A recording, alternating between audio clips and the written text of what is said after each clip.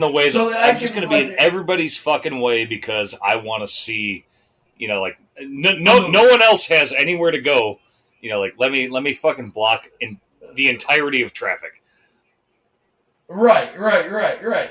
And this is just what fucking happens like all the time. It literally takes me longer to drive to town in the summer than it does in the winter. Mm-hmm.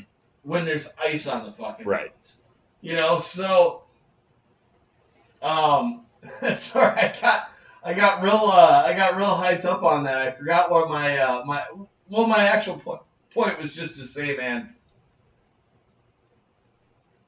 It would be I would like to see you drive. Well, Alaskan roads. Because of this, though, do you not a little bit at least see my point? Of I hope something bad happens to this person because they're blocking traffic like they are. Well, shit, I just remember what my point was. So this person didn't take the turnout. They were in a they were in a camper. Uh-huh. I was behind them. They were driving 50 miles an hour. They didn't take one of these turnouts. Right.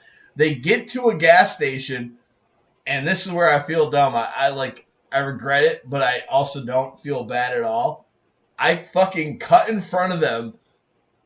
I can't really explain this, but they were taking a right turn into a gas station, and I got out ahead of them, and I cut them off in the beginning of it. And as they were turning right, I got into the left lane, right, and I came around, and then I just cut them off, and I fucking sat there and I flicked them the fuck off, and yelled at them.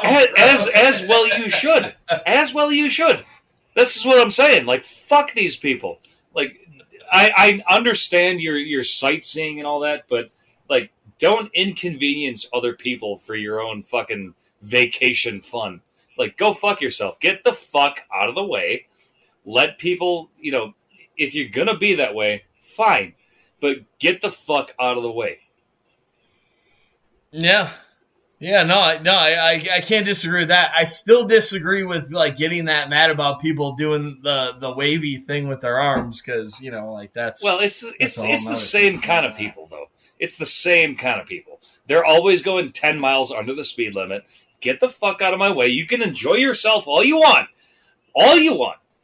Get the fuck out of my way. If I'm driving for 13 hours. And you're going 10 miles under the speed limit, waving your fucking, arms out the window la-di-da, la-di-da. Fine. You can enjoy yourself all you want. Get the fuck out of my way. Let me pass you. Otherwise, I do harbor a lot of fucking hate towards you. Because I'm trying to be somewhere and you're, fucking lollygagging. So get the fuck out of my way. Right. Yeah, no, you're not wrong. You're not wrong at all. It's disgusting and it's a lot to deal with. However, I still want to draw the line at saying that we want to see families, destroyed by a semi, getting T-boned or whatever. Not T-boned, just sideswiped so they lose their arms. They'll still survive. I don't want to see death. I just want to see destruction. And, maybe a little bit of maiming. So here's the funny thing. I get similar type of kicks, but, the way that I get them are when you have an asshole pass you, going, driving irresponsibly and, driving way too fast, and you end up at the stoplight. Mm-hmm. Right next to him. Mm-hmm. That's where I get my kicks on that sort of shit. Yeah. You know what I mean? It's just yeah. You're a terrible person. You're a horrible person. It's just I never argue with that. You're a person who constantly tells me, and this is what I actually want to talk about. Okay. You constantly tell me about feeling isolated and feeling alone. Yep. When it serves your mentality that day. But then you have mentalities on other days where it's fuck everybody and I don't give a shit about what anybody else thinks and I don't care. And I just want to know a little bit further, and I think this is a good conversation. Okay. We may have to edit how we're getting to it. but I would like to have a deeper understanding of how those two ideas like coalesce. Honestly, I wish I knew. Those are my bipolar feelings. Like, there are times I crave human interaction and closeness to other people, and there's a lot more times, adversely, that I hate people. Like, and not all people, not everybody, but right. No, yeah. But good thing, yeah. Go ahead. But yeah, I definitely there are definitely times I miss. I used to have more, much closer relations with people that I have grown to know and be close to and care about. And definitely, I will find myself at certain times just missing the time, like missing, times in the past that I used to be a lot closer and see my friends more often. But there are a lot of times where I just get in this mood where I genuinely have this like hate bubbling inside of me, just boiling, where I'm like, everybody sucks. Get the fuck out of my life. Fuck you. I don't want you to exist. Get the fuck away from me. That honestly applies to myself at times, is like at those times, or like, I don't really care about myself, but I especially don't care about you. Fuck you. Like, get out of my fucking life. I don't know how to justify those feelings, but they do exist. Yeah, and I don't think try to find me one person in the world whose feelings apply 100% of the time. So try to find me a person who's like, I know who I am, and like when this happens, I do this, and when this happens, I do that, and when this happens, I do that. Like, if you find that person, they're a psychopath. Yeah. So there's nothing wrong with having these like up and down ideas as far as like how much we want to deal with others, but right. But I do think it's an important question to ask of like, what I also see, and this is something I see in myself, is like, I can form an argument for myself about whether I'm social or not social, depending on the conversation. Mm-hmm. And that's where it becomes like where we're not real with ourselves. So I can find myself in one conversation opening up and saying, fuck people, fuck this, fuck that. And then in the next conversation I have, I could find myself like really caring about people, sure. And then the question to me becomes like, is this actually how I feel? Or am I trying to, and I used this phrase with you earlier in the week, just like lay down pillows like in front of my path so that I can like make my fall that much more comfortable. Right. Am I really saying this like because I believe it, or am I saying it because it makes me feel more comfortable in this moment? Right, exactly. Like, what I would say is that if you have complete control over what your emotions are and what you're feeling all the time, I don't think that's normal. Like, not all emotions are rational. So, like, I feel like if you genuinely all the time have, like, calculated feelings towards everything, you're not, a normal person.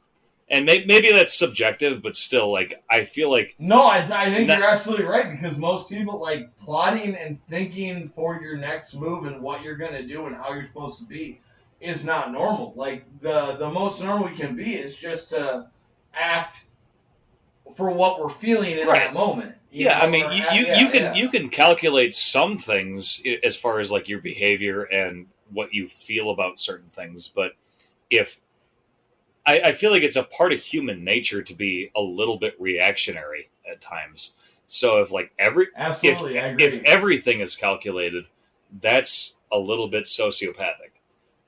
I think that we need to be careful with how we like say this is what I should be doing versus this is what I feel like I should be doing. Right. You know, and like I think that we have so much outer influence, and if we want to throw like Instagram stories or, you know, the way that people manipulate the internet to make their lives feel better than they are, you know, because nobody posts, like nobody goes online and posts like the picture of them laying in bed at 2 p.m. on a Saturday, not feeling like doing shit, you know, going like, I don't want to do anything today.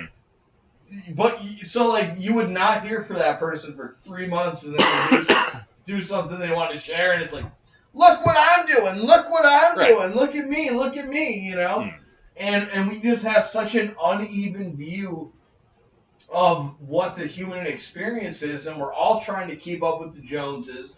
We're all trying to be better than we actually are, you know. And instead of just like saying like, this is what I believe and this is how I feel like what we do is we hedge our thoughts, we hedge our feelings, we in the right conversation say I hate humanity, and in another conversation I love humanity. Right. You know, like it just depends on what's being talked about around the subject that we're speaking of. Sure, absolutely. Like I consider myself a humanist, but there's a lot of times I hate humans. So like it is contradictory. I'm well aware of that. I even, you know, as far as what you're talking about, I did that today on this podcast where like I normally on a typical Saturday, I would be, you know, laying around my apartment, just being hungover from Friday night and not really wanting to do much. But because I actually did a thing, and because we have a show to talk about things that we do, like I highlighted that I went down to Milwaukee and, you know, took photos for this release that I'm doing. And like, that is what social media brings out of us, is that we want to present to the world the most interesting things that we're doing and make it seem like that's what's going on all the time. But in reality, that's not what's going on all the time. It's just that you present the interesting things that you do, which only happen once in a while, but you make it seem like that is what happens all the time, just by leaving out the fact that you're not doing shit a lot of the time. But everything you see me doing, it looks awesome. Exactly. Well, we are running out of time, but I do want to give one recommendation before we leave. So I've been really getting into this album. It's the self-titled Purple Mountains album, which is David Berman's solo project. If you don't know David Berman, he was the singer of the Silver Jews for many years, like from like the late 80s until like the mid to late 2000s. I think they ended in like 2009. They disbanded. The Silver Jews? Yes, that was his band, the Silver Jews. And he put out an album. And Jews, like I'm not even trying to make a joke. I've never heard of the band, and I'm learning something new here. But it's the Silver Jews. Yes. Jews. Yes, it was called Silver Jews. Okay, yeah. And it was a very, very good band. They what was the studio that like everybody recorded in the Pacific Northwest that like shut down? They recorded like Nirvana and all that. You know what I'm talking about? Is like up in. I know what you're talking about. I can't think of the name. I can't, but I know exactly what you're talking about. Hold on. I can find this real quick. It was Sound City. Okay, yeah, for sure. So the Silver Jews was a Sound City frequenter, and a very like underground, influential, like didn't get a lot of credit, in the public eye, but definitely a mainstay as far as like underground, like country-ish, like indie rock sort of stuff. And so David Berman, he disbanded the band in 2009, and then in 2019 did a solo project called Purple Mountains,